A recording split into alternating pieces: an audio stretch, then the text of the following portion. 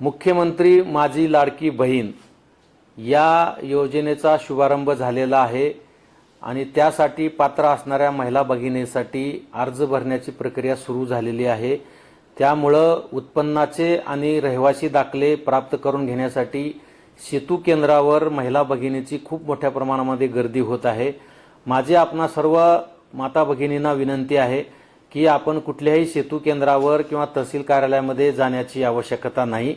आता उत्पन्नाचा दाखला आणि रहिवासी दाखला सुद्धा काढण्याची आपल्याला आवश्यकता नाही।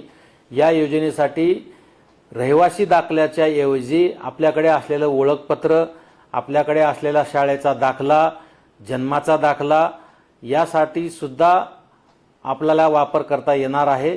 त्यामुळे रहिवासी दाखला काढण्यासाठी कृपा करून आपण गर्दी करू नका। ज्या महिलांकडे पिवळे किंवा केसरी रेशन कार्ड आहे